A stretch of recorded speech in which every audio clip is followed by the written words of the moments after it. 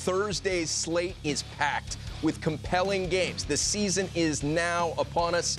After the opening night games are concluded, think about the Boston Bruins. After getting crushed 7-0, how do they turn around and go to Buffalo and play that second night of a back-to-back? Lots. Weeksy, as you look at these games and the 10 total contests that we look forward to on Thursday, what jumps out at you? So many good games tomorrow night. I am fired up, man. I just want to watch as many of them as I can. How about the upstart Carolina Hurricanes? How are they going to do it? Rod the Bod behind the bench. That's going to be a fascinating one. Former teammate of yours. Oh, I love Rod the Bod. You guys know that. I was on radio today with Carolina. I think that he's going to surprise a lot of people with that team. There couldn't have been a better fit, a more perfect example of all things culture-driven. Rod the Bod Brind'Amour is going to set that for that team. They're excited. They got a lot of exciting young players as well. Yeah. I'm looking for them to play a disruptor role. They were great in the preseason, by the way, fellas. Really exciting. I love Svechnikov, Sebastian Aho, and Teravainen. They've got an outstanding D-core, which has been reshaped. Naming Justin Williams the captain. Great move. Great move. I think the key for them now is that their goalies just have to deliver. Mrazek's capable. Scotty Darling's capable. They bring in Curtis McElhinney to offset the injury. I think they're going to be a lot of fun to watch. How about Wash Pitt? Oh, massive. Can Wash roll through to tomorrow night? I don't know. Wow, they were dominant. They were crazy.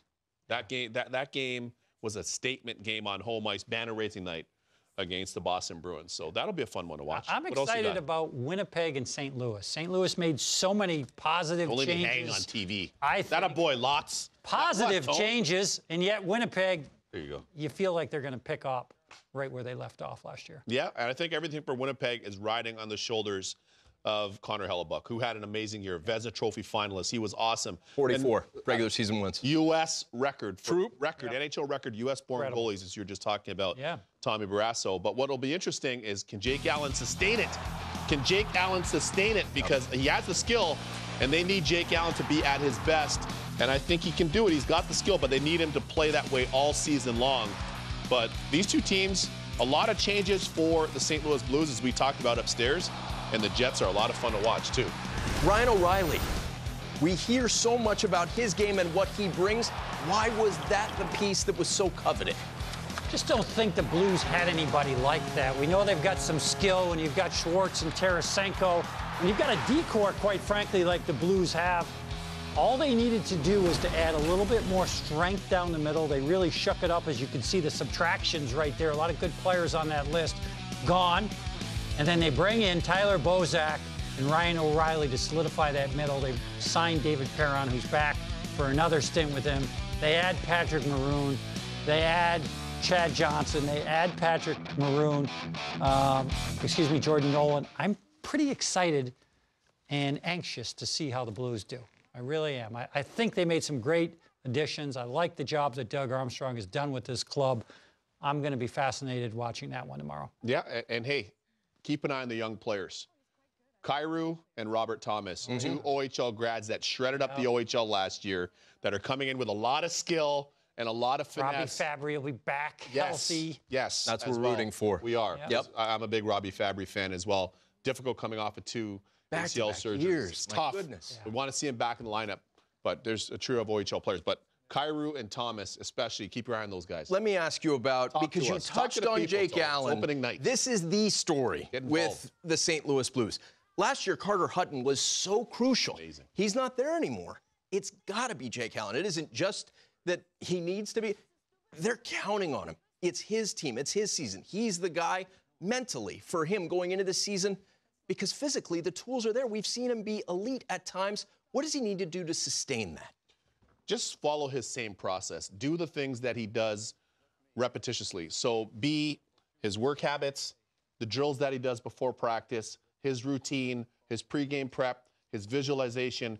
Try to make all of that as consistent as possible. You don't want to have any variables, because when you can have your routine and all the things that you do consistent, your approach can then be consistent, and hopefully then so too can your results be consistent. Now, for some odd reason, say you struggle or you're struggling with a certain element of your game, of course you got to go and work on that and do the video and everything else.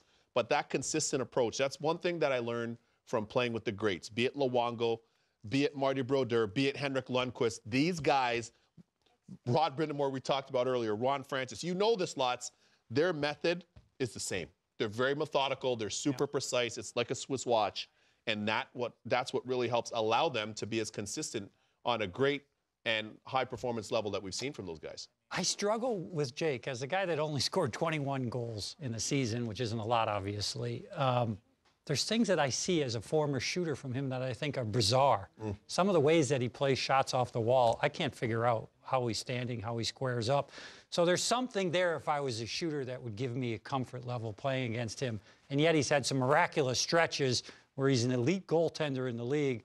I'm just waiting to see him do it for a full season. And as are they. And I think the key is when he's been at his best and he's had some of those stretches, and I spoke to Marty Brodeur about this, and as you know, Marty having been in St. Louis's organization before returning home to the Devils now, there are certain things that he shared with me about Jake Allen in terms of things that he imparted on him. And Jake Allen knows what those things are. I'll keep them private. But Jake Allen just needs to refer to that chart on a day-to-day basis. And I think when you're getting that from the greatest goalie that's ever played, Oh, yeah. I mean, is there another peak on top of the peak? No, there is not. Can't, right? Right. So that's invaluable stuff.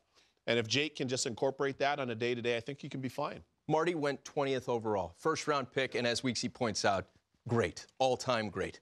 The #1 overall pick, Rasmus Dahlin, a generational talent, makes his debut tomorrow night for a Buffalo Sabres team that just got a captain. Congratulations, Jack Eichel. I know you were trading messages with him. What about the fact that in this day and age, when there's so much hype surrounding a player, that pressure, you lived it as a #1 pick, it's time to go. What's it like for him to try and sleep tonight?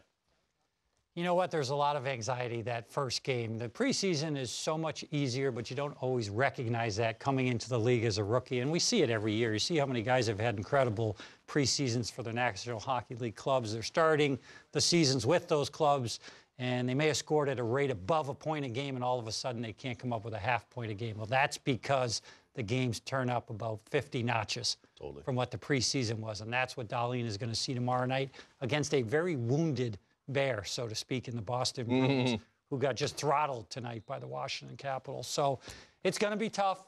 At the same time, in having watched a number of his games in the preseason, incredibly impressed about how calm, cool, and collected he is out there, how easily he makes the right play, how many times he makes the right decision.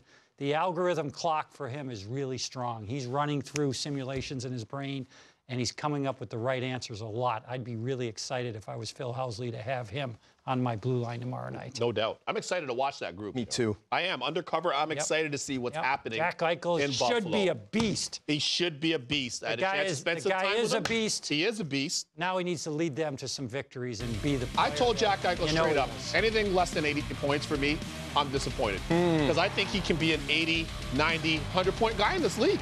I don't think that there's any ceiling. I'll go different. I don't think there's if any I'm ceiling. Phil Housley. Anything less than you leading us to 40 wins this year That's fair. is a disappointment. That's fair. But Because he's got the cast around him now to do that. Well, you bring in Jeff Skinner, who's always a scorer. You bring in, now you got the youngster Casey Middlestad, who's going to get the opportunity. I think he's Phil Kessel light. Ooh. That's what I think. He reminds me a lot of Phil Kessel. You know, you're a mini guy. Good comp. Yep. Reminds me a lot of No Phil. Casey well. He's a real quality player. He's going to surprise a lot of people this year. He could be so in the too. Calder conversation himself. There you have it.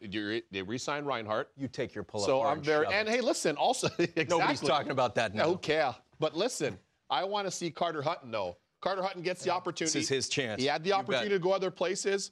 I was in touch with his agent during the process of free agency. He said he wanted that coveted number He got one it. spot, and he earned it.